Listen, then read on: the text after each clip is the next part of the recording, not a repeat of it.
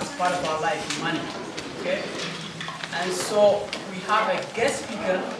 I know Elise is very familiar to most of you, but she's come about twice or thrice now. Twice. Yes. So we have Mrs. Deepa Moore. So can I have your attention, please? Okay? She's coming to talk to us. She's an instructor in accounting, so she knows lots of our money. So we all can learn. I'm also going to take notes. We all can learn more about money. And so after the introduction, I'll give an opening prayer, and then before that, Elise, I'll let you talk yourself. Last week you did something. Yes. Why don't you please go ahead? Oh, okay. So you remember last week when I was here, I asked you guys to fill out a survey about the presentation, and I said there would be 3 Tim Hortons $10 gift cards for that we randomly pick names. Well, I have them here. So I have one for Hayden. See, if you're not here, he knows now. Zane, Ford. Winners are not here. No. Do we have to hold it for him? somebody else? And Nathan Wheeler. I didn't see Nathan. Really? We can hold it for him. It's like 3 of us wouldn't vote for them. Chances are. I should have had alternate names, so if they weren't here. I signed up. So Can I still fill it out? Yes, thank you. So they can see, Yeah. and you don't want me to talk to you about money, because I'm very good at spending it. Not so good at saving it. All right, so we're going to begin. So I'm hoping that you give her your attention.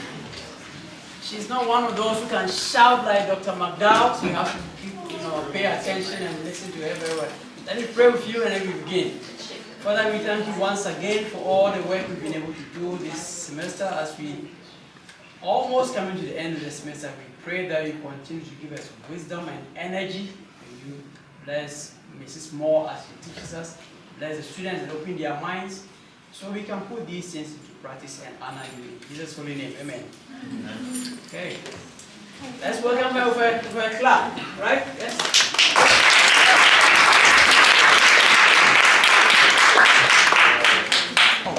Alright, so a quick overview of who I am. I do teach at RDP in accounting department, in the finance department.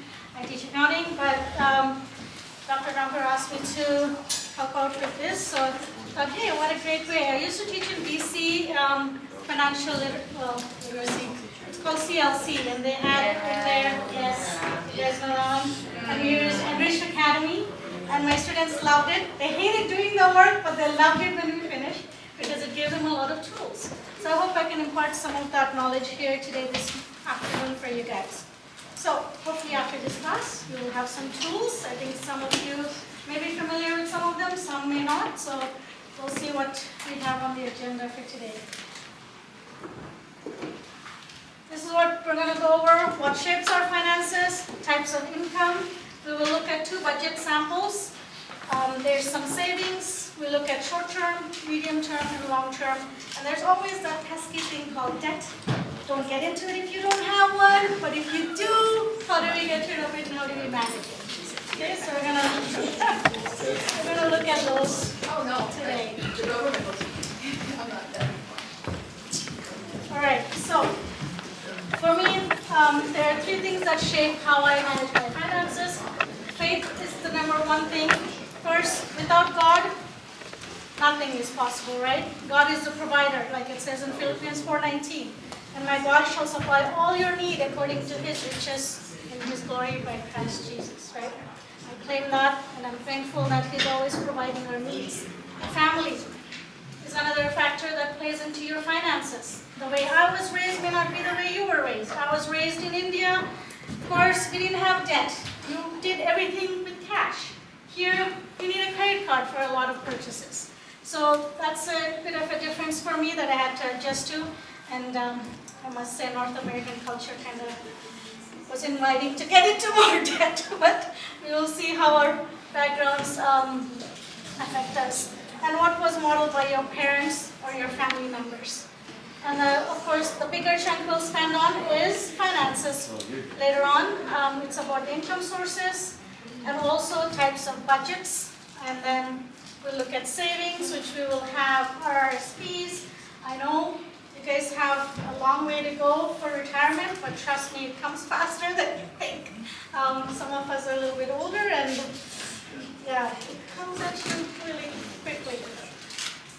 Right? So I'll touch on all these three very briefly. So the first one is faith.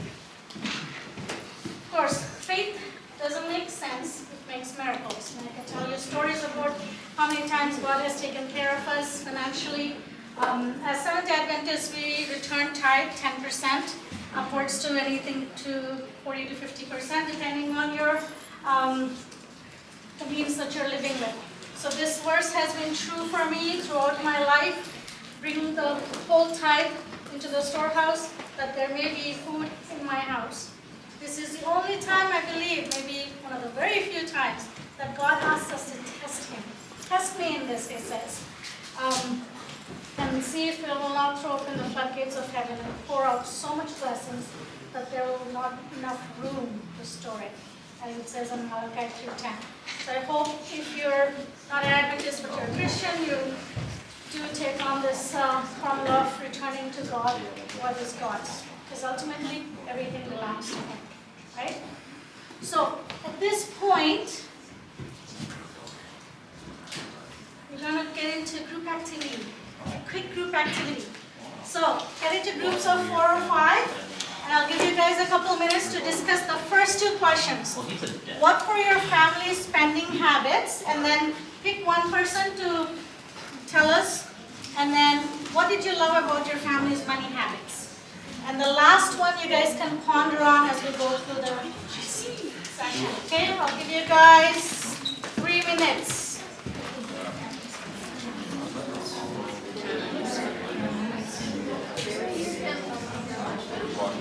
Ready?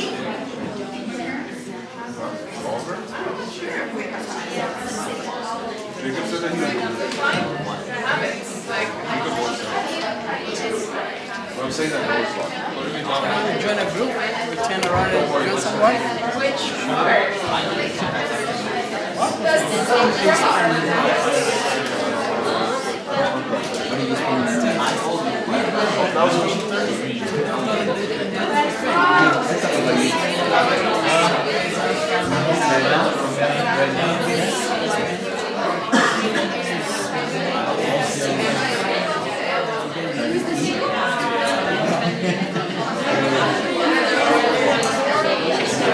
we're talking about debt. Not debt. We're talking about financial responsibility. And also, what did you get on number 3? What did you get for number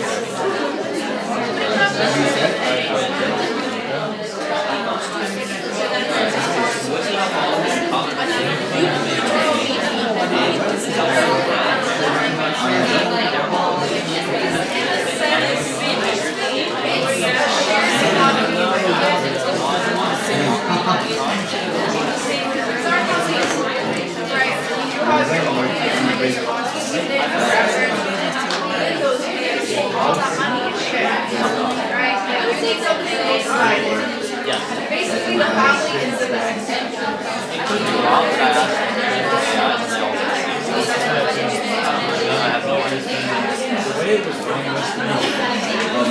Videos are so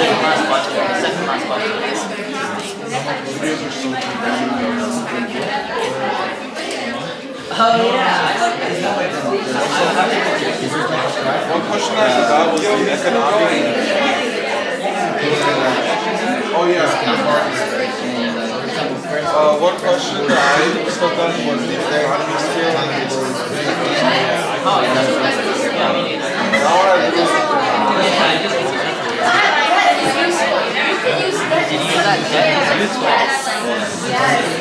Yo, can you see your receipt today? Auburn. Can you ask for your receipt today? Is that really? Yeah, I think it's I'll probably go for it. Thanks, bro.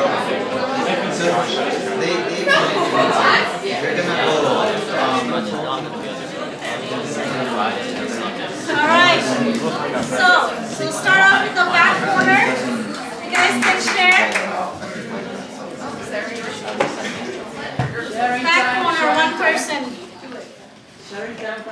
If not, I will call on names. I do know a few people.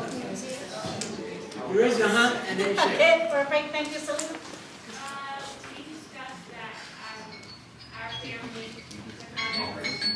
year steady, like for me and my family, it's either been on one income and now we choose two. So it's always been making sure the bills are paid and making sure like groceries in the fridge or in the pantry. And for like other families, it's also like maybe parents are working on two jobs. And that's what this is just what it is. So it's like a balance of different family dynamics and create different money dynamics. Yes, for sure. All right.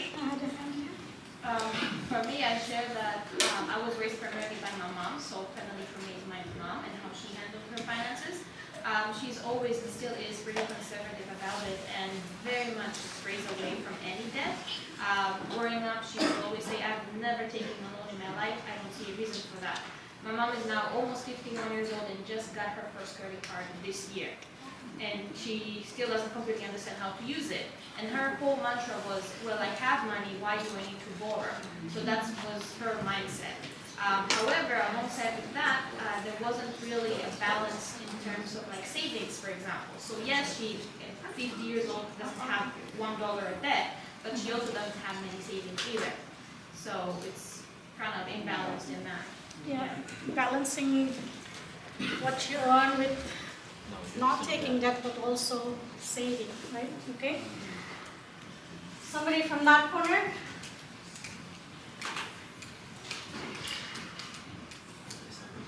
Anybody from that area? What was your financial agreement with your family? In the middle? Willing to take on? Come on, please. I know only a few days, so come on. I know that my dad was explaining to my cousin one time, and my cousin was saying that he couldn't afford to pay time, and then my dad was explaining that he couldn't afford not to. So, That's a conversation we have with the children as well. It's always a good thing to return to God, what is God's. All right, so there was a few answers, and you guys can keep mulling over the remainder of the class. The last question, what's your relationship with money, and what is your most significant strengths and weaknesses? Hopefully by the end of this, you can see what your weaknesses are, and that you can refine them a bit. So there's few types of income. There's earned income, which is what we're doing. We work at an organization, we get wages for it or salary, and then we have investment income, which is, what is investment income, guys? What is an investment income example? Sorry?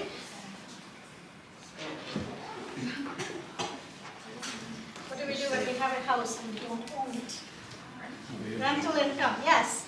That's one of them. And we also have investment income that comes in when you invest in a stock or a bond, which also gives you interest income when you have stocks and bonds.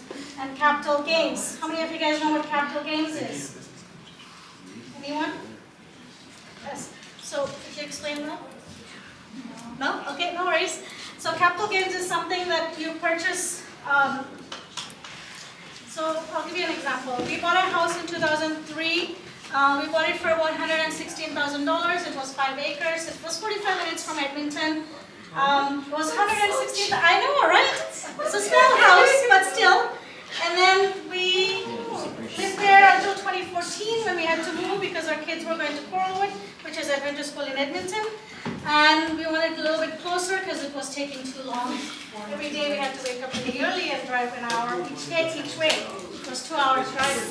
So when we moved, we sold the house for any guesses? Close.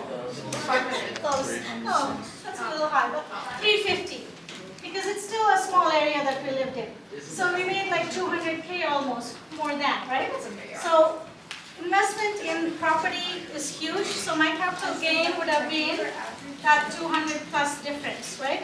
So investment, I'm a proponent of buying properties. If you can, start young. Talk to your parents. You guys, it's too late. It's too late.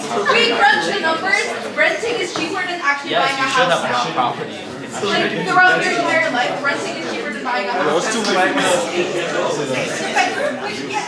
Depending where you're living, right?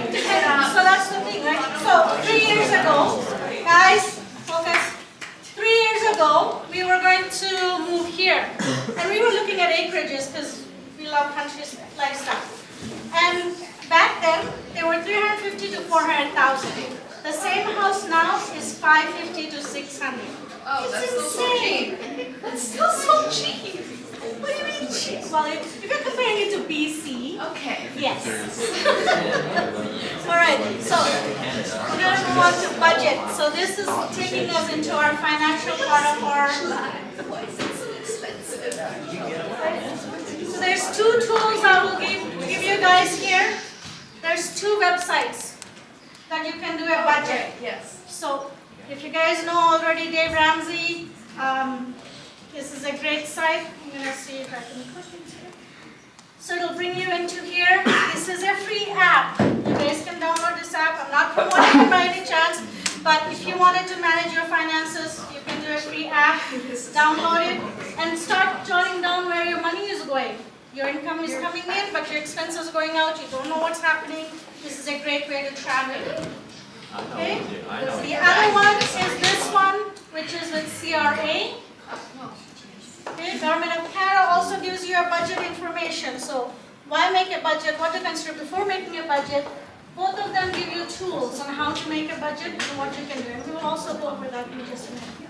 Doesn't your bank do that for you? Because you have the app has the budget thing, and it helps you track all your spendings. The banks will as well, but say you paid cash. You took out the cash, but what did you use it for? You can put it into your bank. Oh, that's awesome. If there's an app that does that. My bank only gives me my income and what my outflow is, and it gives me a negative or a positive at the bottom in a graph format. So it depends on the bank. So if you have a bank that already does that for you, that's awesome. So these are the two apps. You can take a picture if you want, or you can always look them up later as well. So, oops. Let me go back. Okay, I want you guys to shout out some of your expenses that you have right now. Some of the things you spend money on. Spotify. Spotify, okay. Food, yes. Actually, don't know what subscriptions I have. What else? Car renting is not bad if everyone is robbing you. Car insurance, yes. Thank you. Health insurance, any type of insurance, yeah. Pay for good notes. Okay. Any other expenses? Come on, guys. Education, yeah. Phone bill. Medication.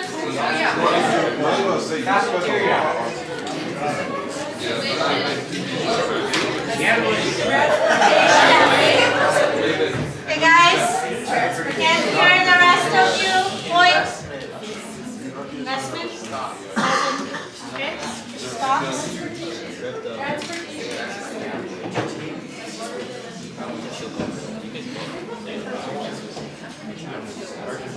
Okay. Any other?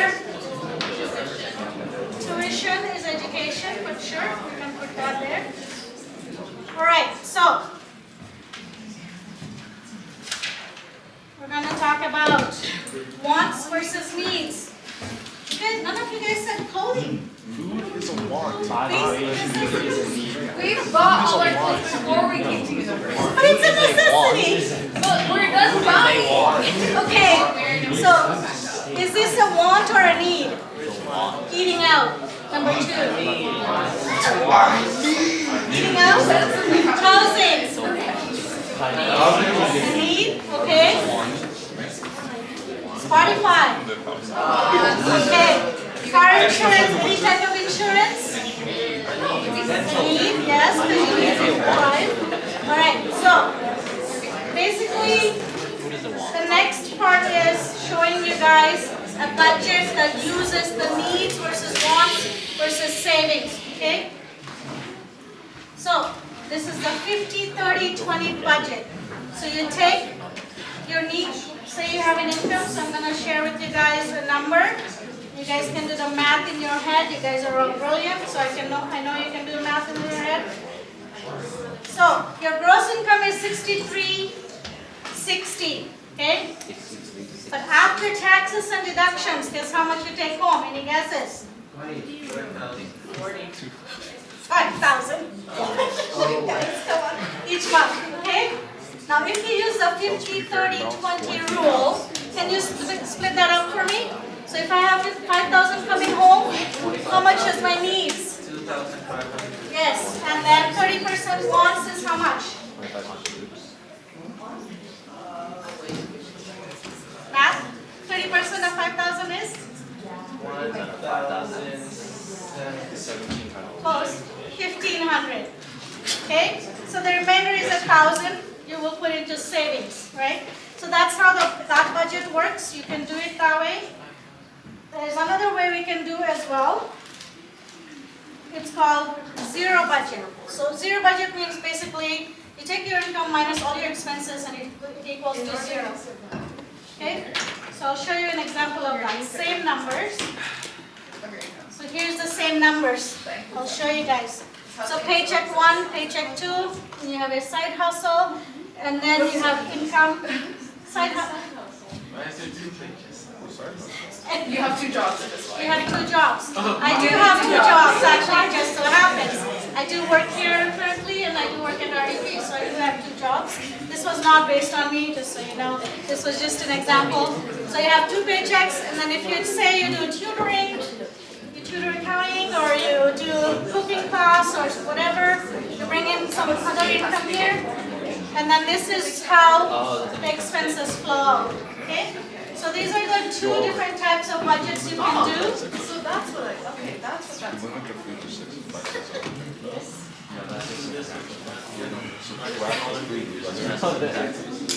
You most certainly can. Put that into any of the numbers there, and you will be able to. Try high. Try Right? high. It's pretty filling. Yeah. Okay, I know you're right. okay guys, It's frozen. let's lock in. Okay. There's a difference between 50, 30, and 20 and zero-based budget, okay? This requires to fit your expenses within your set budget percentages versus the other one allows you to customize it. Is a loose spending plan based on only the 3 categories, which were needs, wants, and savings, right? And then gives you minimal progress towards any savings because everything is tied up. You can't use it, you can't move it around, right? It doesn't change. But zero-based budget allows you to customize it to fit your needs and your expenses, okay? And is intentional in spending plan. So this is where I'm not promoting either or, choose what you like, but these are the differences. Gives you faster progress towards savings and debt load payoff. For me, I would be drawn more towards the zero-based just because it's letting me hit my goals of what I need to accomplish in life, okay? And then you can adjust it as needed. Okay, so I'll go through this very quickly. Needs, food, shelter, the basics, right? Healthcare, insurance, transportation, which is something you guys all said on here. And then wants. I do want to give tithes and offerings because it is a want. I want to give it back to God. That's just okay. And then new technology like the iPhone, eating out, concerts, sporting, streaming services like Spotify and all those fun things that are draining your account. Look at that and assess it and see, is this really something I need? Can I afford it as a student? There you go. You answered that question. Now the fun part, savings. So, what is savings? Right? There's 4 kinds of savings. Emergency fund, and there's retirement investments, down payment for a house, and a sinking fund. A sinking fund is literally what it says, and I'll show you in a minute. Okay?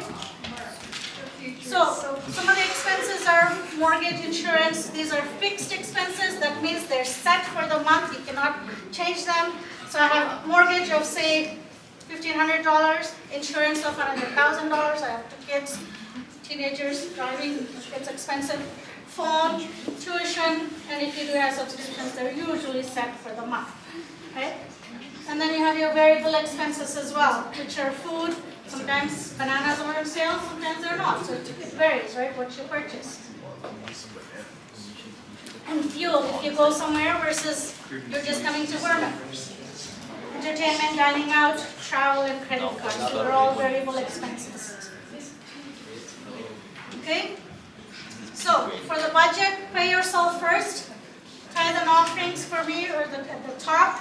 Investments and savings goals is what we want to split it up with. Did you want to break it? No. If you want to take it now or later, that's fine. Okay, we'll continue. Okay, so there's a couple things that I want you guys to think about when it comes to savings. You can do short term, long term, and medium term is very short at the beginning in our agenda. So short term is within 1 year. That's what I would consider short term. So if I'm setting a goal for 1 year and I want to purchase something, what is something that you can save up for within 1 year? Examples? Car. A car, yes. A car in technology, yes. If you buy a $5,000 car, We More don't, than 97%. Actually, it's we have, our needs amount is too high in order to save enough to save up 5,000 in a year. you can go a little lower if you like, right? It all depends on what you're looking for, okay? Medium term, what do you guys think medium term could be? 2 to 5 years. 2 to 5 year savings, what can you do? Vacation. Vacations is one of it. You could, for sure. I put a house because it is reasonable to start planning for a house. Other than BC, guys, lower. And then you have monthly property taxes as well. Again, this is based on Alberta because Alberta is a little bit cheaper and that's where we live at the moment. And then if you have credit card debt of say $1,000, this is what it looks like. Okay? So your TDSR is just hitting that 39% mark. You want to be lower than that. Okay? I like social interaction. Then after like, yeah, please. That's why I have to like an hour. Right, so the next 3 slides are on retirement. I know you guys are nowhere near that, but the earlier you save, start saving, the better it is for you guys or anybody. So it provides a source of income when we retire. Government of Canada does have some, which is CPP and old age security. However, with the population getting so high, that amount that's saved in that pool is going down. So by the time you guys get there, who knows what It's gone. what will remain. So you want to start saving on your own, right? There's also company-sponsored pension. If you work for SDACC, they have a really awesome plan. So I'm not promoting it, I'm just saying that the company plans are really cool to have because you can pay into it and your employer matches as well. So it's kind of cool to have that.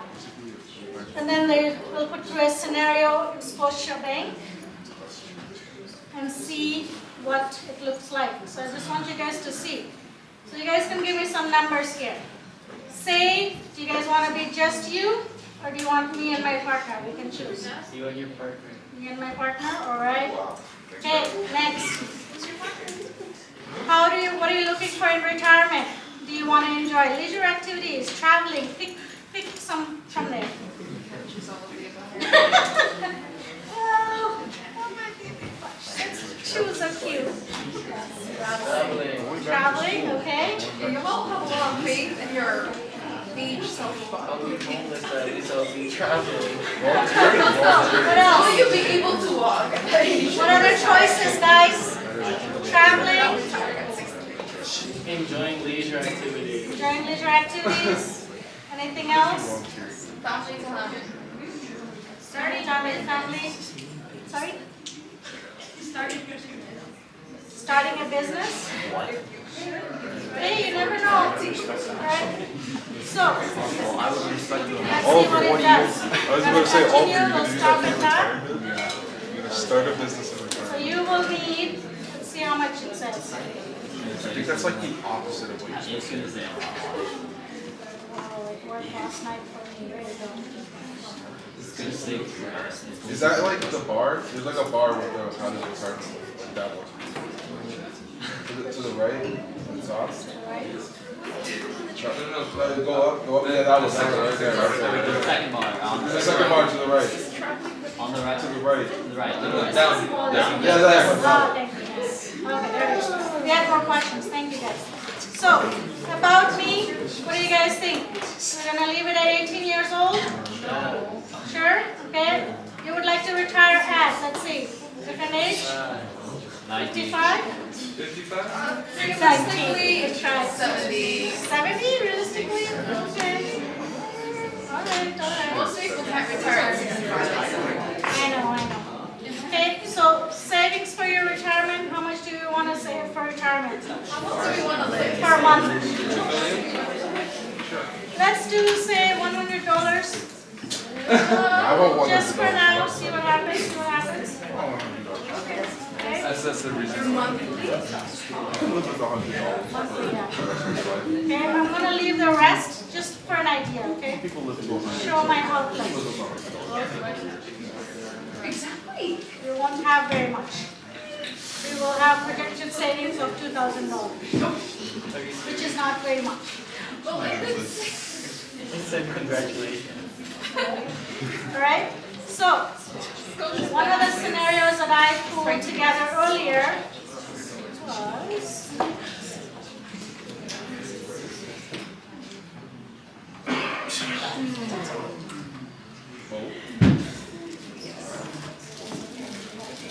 I'll have to look at it. It will compound it very well, and you would have had $1.6 million if you did. Compound interest is Yes.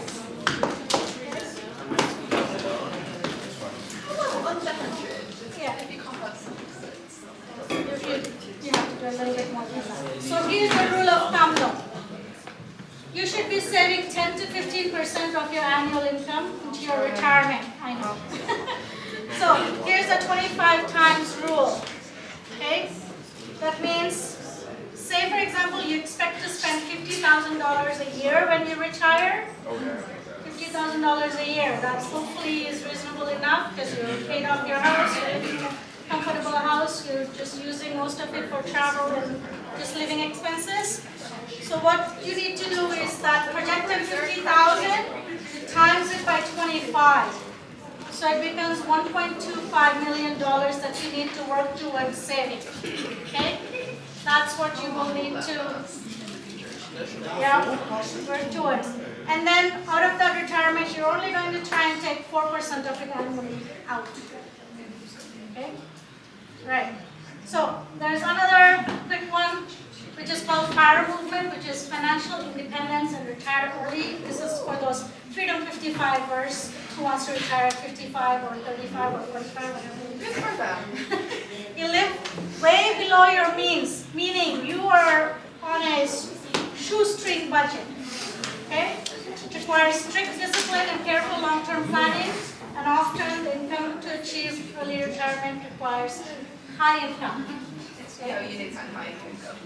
I mean, I'm sure some of you are thinking maybe to become doctors, dentists, but self-employment is also a huge factor.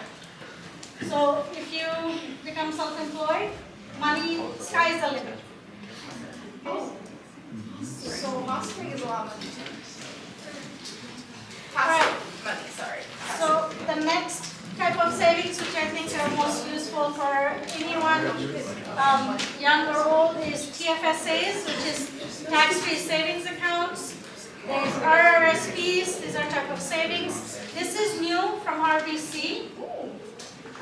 It's called FHSA, which is tax-free first home savings account. This is brand new. Tax-free, it's always a nice thing to have. And then there's mutual funds, ETFs, which is exchange-traded funds. They've been around since 1993. Mutual funds have been around since 1924. They've been around for over a century. They're kind of proven, trusted investments, right? So if can check on S&P for stocks, say for example, how many of you guys do Starbucks or Tim Hortons? Starbucks? No Starbucks drinkers? Oh, good for you guys. If you do, you can check it out on S&P and see how their stock is doing. That's a good way to see where if you invest, where your stocks are going. Now, quick thing though, I do want to touch on, where are we for time? Take a break now. Sorry? You can take a break now. Okay. We'll take a quick 5-minute break.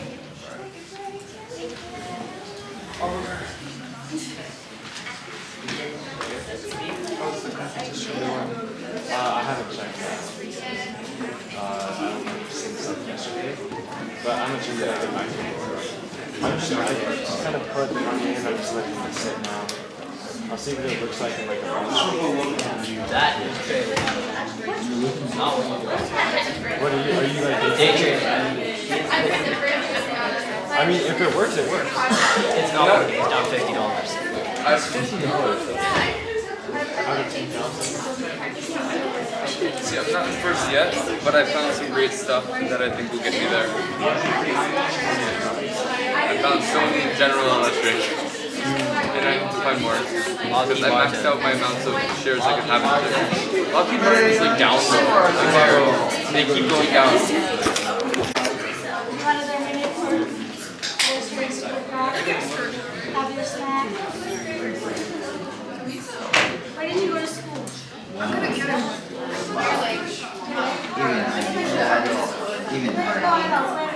What do you put in there? Wait, what year do you mean that's all the way? Is that? What year did you attend? Yeah. 2020. It's kind of like, because I subbed there one time, or I subbed the 11s. Awesome. Grade 9 and grade 11s. That's why I was asking. Because I remember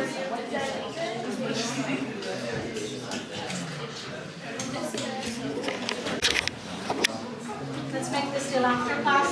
Let's go. Let me see. Let me find out. So I just wanted to give you guys a quick overview of what TFSA, RSP, and FHSAs look like and what they do for your taxes. Somebody was asking a question about taxes. So here's what they are. It tells you what it is. It's a registered versus one is tax-free, one is tax deductible. First-time home buyers is tax-free for your first home. Generally, TFSAs or short-term, you know, you're trying to do a renovation or buy a car, buy a bike, vacation, like you guys said earlier. And then RSPs, of course, it's in the name, it's for retirement. And then your FHSA, again, it's also in the name, which is for your first home, right? And this is the criteria for who can have these.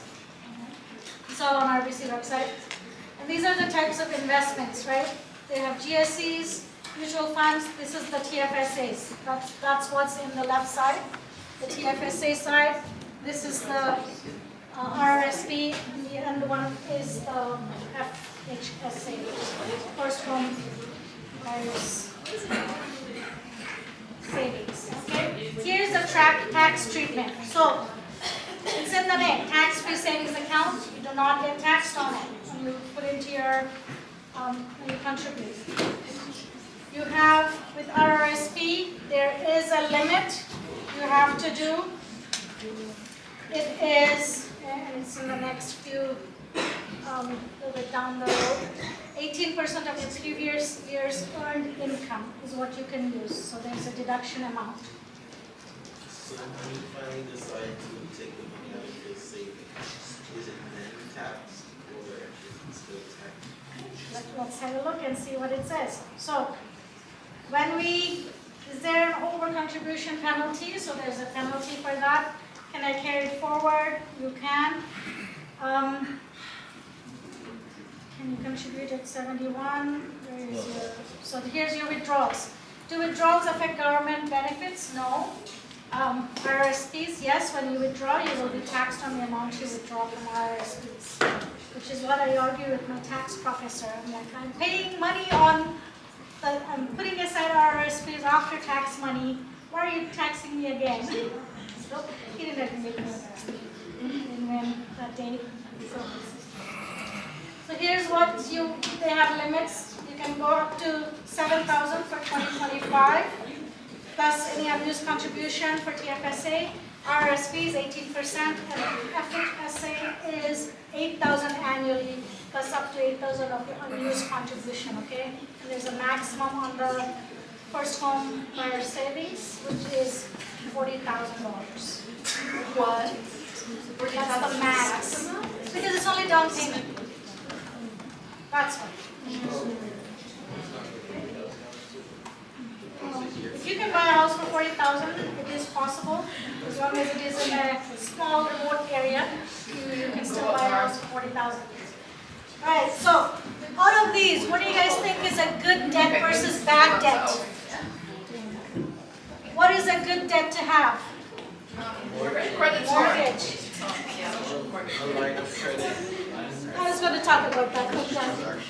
Credit cards, of course, are a bad debt.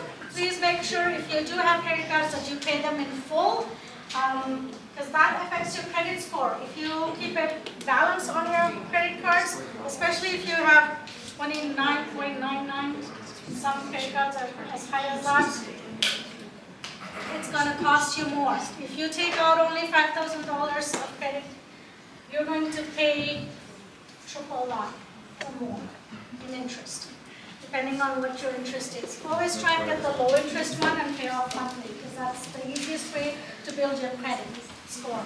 Okay? Car loans are a bad idea. I will speak from experience. I bought a very expensive car called a Mercedes. Not a good idea. They depreciate very quickly. Any high-end vehicles they depreciate as soon as you drive off the lot. Okay? So try and buy a bicycle. Try and make sure you buy economical cars that fit your budget. Okay? Line of credit is another. It's okay to have if you're using it to renovate a house, because you're going to get money back out of the house that you're investing in. Generally, people do that. When they want to renovate a house and sell it when you're flipping it. That is the only time that I've seen it work well for it. If not, it gets abused a lot, like going on vacations when you shouldn't, using your credit. Okay? So, the credit score, a good way to build your credit score is using a credit card. Again, use it wisely. Don't put everything on it. If you do, make sure it's for points and that you're paying it off right away. You shouldn't have a balance on it, okay? Use this rule of thumb when you're trying to figure out, is this a depreciating asset or an appreciating asset? Anybody know what those terms mean? What is an appreciating asset? Appreciating is where it will actually be better to sell it later because you'll earn money off it. Depreciating is where you will spend money to buy it, but when you sell it, it will be worth less. Like cars generally are those depreciating assets. Land usually goes up in value, so does a house, right? Even if you can't buy a house, buy land. There's lots in, I think, Mirror, which is a town not far from here, for $5K, $10K.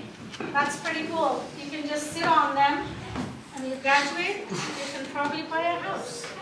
You'll have down payment, right? So, always do your research first before you invest in anything. Make sure you talk to experts. Right nowadays, you guys have a wealth of information with this thing called on the net, online. There's a movie thing, okay. Make sure you check with the professionals to see what to invest in, and check again. There's always tools. Royal Bank has tools. Scotia has tools. Any bank that you see will have the tools you need to invest in what you want. Okay, final words. We will get it a little bit early. Where can you check your credit scores, by the way? Your bank app. There's an app, okay? There's also 2 other places you can check. It's called Equifax and TransUnion as well. Sometimes they will charge you, so be aware of that. Okay? Just wait, not done yet. 7 really early, not yet. Pause. Okay. What's a good credit score? 760 and up is considered excellent credit score. A good credit score is 660 to 724. Okay? 725 to 759 is very good. So make sure you guys are in those areas. Of course, lastly, put God above everything. Okay? Seek first the kingdom of God and His righteousness, and all these things shall be added into this. If you make God your life model, I'll guarantee you, you will be successful. Pray about everything. If you're stressed about your exams coming up, you're stressed about money, you're stressed about whatever, pray and God will provide. Okay? Choose a budget that works for you. You can use those apps that I've showed you. There's the budgeting apps, every dollar, or you can use any website, Google it. They'll give you lots of apps. Make sure you're aware of the costs associated. Make sure they're free. Okay, research banks and private companies as well. Banks are there to make money. Private companies are there to make money as well. But think of the overhead. If you have a bank, it's a bigger organization, so it has more expenses that it needs to cover versus a small organization that may give you a better rate. Okay? And invest now as much as possible. Don't eat out. Put that money in something else. Okay? And minimize spending. So for the last 2 minutes or so, give me some ideas on how do you minimize spending. Don't spend a lot. Not spending as much money on food. Stop spending money on food. Like some people. I know. For example, what another way? Guys, what are some other ways? Well, if you were looking for a winter coat, where could you go to buy that? For a thrift store. Thrift store, yes? Facebook Marketplace. Yeah, that's true. Thrifting is a great way. What are other ways to minimize spending? Carpooling. You can carpool, so everybody is taking their own vehicle. You get guaranteed. Right? So you can think about other ways you can minimize spending and start saving as much as possible. I hope you guys learned some information today, and thank you for your attention. Questions? I just